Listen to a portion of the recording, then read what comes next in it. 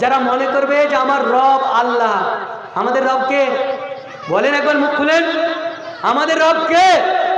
আল্লাহ। রব মানে কি? খেতে দেওয়ার মালিক রব তো, মানে জায়গা দেওয়ার মালিক কে? রব। তাড়িয়ে দেওয়ার মালিক কে? রব। এটাই তো রব। সুম্মাস্তাকামু, অতঃপর এই বাক্যের উপর অটল থাকবে। আমরা রব মানি কিন্তু অটল থাকি না, এজন্যই তো এত ভয় আমাদের। রব মানি কিন্তু অটল নেই এই রবের উপর, যে আমরা মনে করছি না যে আল্লাহ আমাদের রিজিক দাতা, আল্লাহ আমাদের বিধান দাতা, আল্লাহ আমাদের বসবাসের জায়গা দেনেওয়ালা। আমরা এটা ভাবছি না। যদি ভাবতাম তাহলে এটা একবারও ভাবতে পারতাম, যদি আমার এনআরসির খাতায় নাম না থাকে আমাকে দেশ থেকে তাড়িয়ে দেবে, একবারও ভাবতে পারতাম। সুস্থ মস্তিষ্কে চিন্তা করুন, বিবেককে কাজে লাগান, বিবেককে অথর্ব করে দিয়েন না, বিবেককে অচল করে দিয়েন না। আমি যেটা বলছিলাম, আমরা যে দুনিয়া দুনিয়া করে মেতে আছি, আমরা মনে করছি দুনিয়াটাই সব। বাংলায় কথা আছে যে দুনিয়াটা মস্ত বড়, খাও দাও ফুর্তি করো, মানে দুনিয়াটাই সব। আরে ভাই, দুনিয়াটাই যদি সব হতো তাহলে আল্লাহ তাআলা বলতেন না যে ফামান যুহজিহা আনিন নার ওয়া উদখিলাল জান্নাতা ফাকাদ ফাজ? আল্লাহ তাআলা বলতেন না ফামান যুহজিহা আনিন নার, যে ব্যক্তি নিজেকে আগুন থেকে পরিত্রাণ পাইয়ে নিতে পারবে, ওয়া উদখিলাল জান্নাহ, এবং জান্নাতের অধিবাসী করাতে পারবে, ফাকাদ ফাজ, সেই কামিয়াবি ব্যক্তি। আপনার এসআইআর খাতায় নাম থাক আর না থাক, ভোটের তালিকায় আপনার নাম থাক আর না থাক, আপনি এনআরসি থেকে বাদ যান আর না যান, আপনি প্রকৃত সাকসেসফুল ব্যক্তি নন, আপনি প্রকৃত কামিয়াব ব্যক্তি নন। যে চাচা চারতলায় বসে আছে এসি রুমে, সে চাচা কামিয়াবি ব্যক্তি নয়।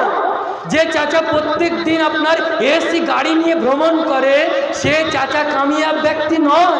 কামিয়াবি ব্যক্তি কে?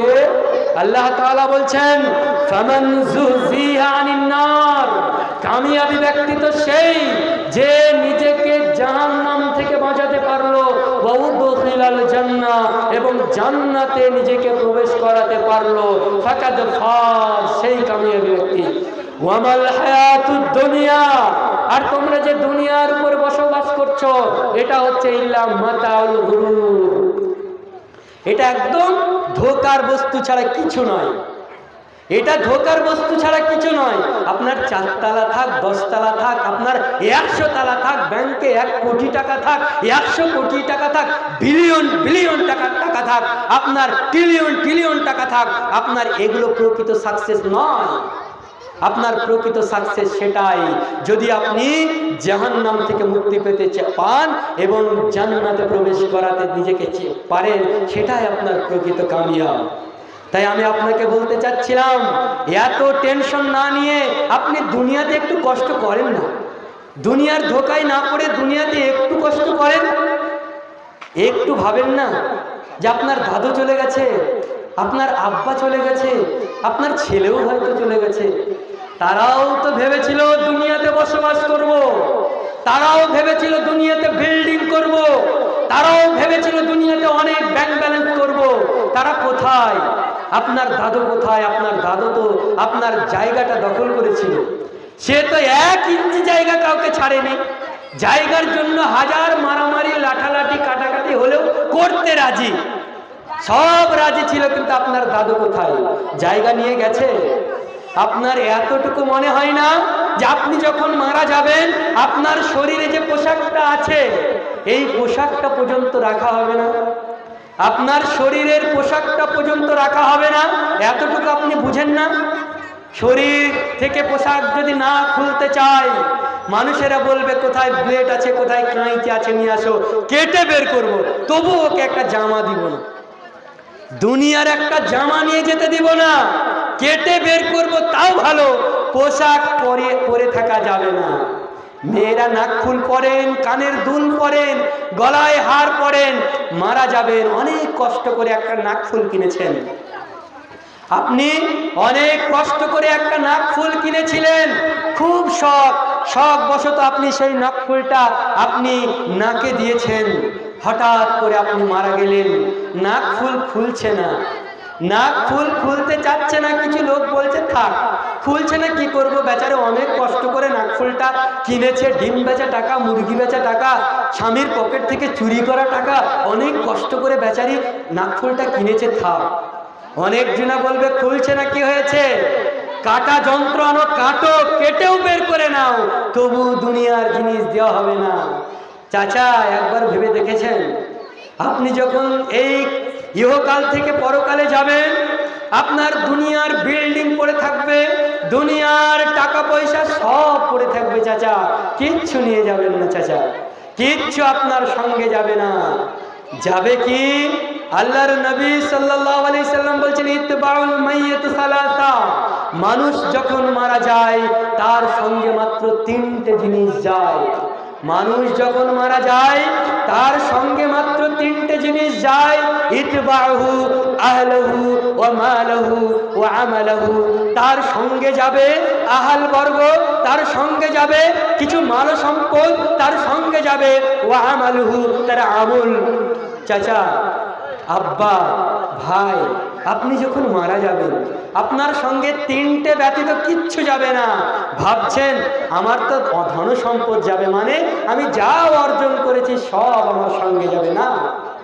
আল্লাহর নবী বলছেন ইতবাহু, তোমার সঙ্গে যাবে আহলহু, তোমার পরিবার বর্গ তোমার সঙ্গে যাবে, মানে তুমি মারা গেছো, তুমি আজকেই মারা যাও, তোমার পরিবারের লোকেরাই তোমাকে কবরে নিয়ে যাবে, তোমার পরিবারের লোকেরাই তোমাকে দাফন করার জন্য জলদি করবে, তারাই একে অপরকে খবর দেবে যে আমার চাচা যান মারা গেছে, কেউ বলবে আমার পিতা মারা গেছে, কেউ বলবে আমার ভাই মারা গেছে, এক এক জনা এক এক রকম করে খবর দেবে। মানে আপনার জন্য একটা নির্দিষ্ট টাইম নির্ধারণ করা হবে যে আব্দুর রহমান মারা গেছে, তার জানাজার টাইম হবে দুপুর 2টোর সময়। আব্দুর রহমান মারা গেছে, দুপুর 2টোর সময়তেই আপনাকে নামিয়ে দেবে। মারা গেছেন 10টার সময়, 10টার পর থেকে আপনাকে আর কেউ আব্দুর রহমান বলছে না। দুনিয়ায় এত নিষ্ঠুর যে মরার সঙ্গে সঙ্গে আপনার নামটা পর্যন্ত শেষ করে দিয়েছে। মরে গেছেন, মরার সঙ্গে সঙ্গে আপনার নামটা পর্যন্ত শেষ করে দিয়েছে, বলছে আব্দুর রহমান মারা গেছে।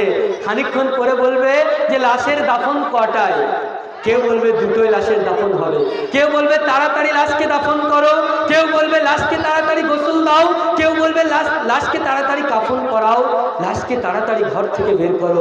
আপনার নামটাও চেঞ্জ হয়ে গেল, লাশ আব্দুর রহমান থাকলেন না। তো আল্লাহর নবী বলছেন তোমার আহাল বর্গ তোমাকে টেনে কবরস্থান পর্যন্ত নিয়ে যাবে, তারা মাটি দেবে।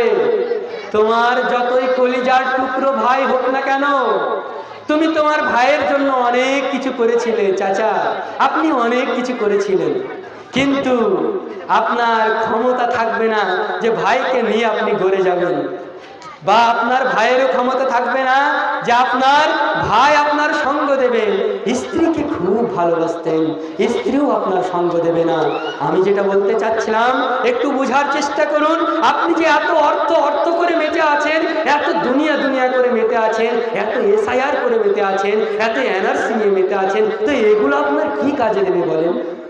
মরে গেলে তো তিনটে জিনিস যাচ্ছে, একটা আহাল বর্গ যাচ্ছে, একটা ধনসম্পদ যাচ্ছে, একটা আমল যাচ্ছে। আহাল বর্গ মানে আপনাকে মাটি দেওয়া হয়ে যাবে, তারা সব নিজ নিজ বাড়িতে চলে আসবে, তারা আপনার সঙ্গে থাকবে না।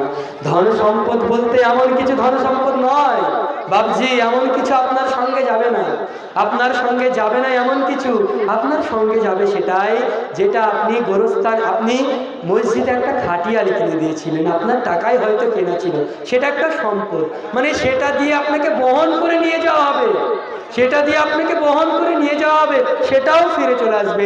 আল্লাহর নবী বলছেন ইরজি ইসনানে, দুটি জিনিস ফিরে আসবে, ইরজি আহলহু ওয়া মালহু, আহাল বর্গ ফিরে আসবে এবং ধন সম্পদ ফিরে আসবে, ওয়ায়াবকা আমালহু, আর একটা জিনিস থেকে যাবে, সেটা হচ্ছে আমার আপনার আমল।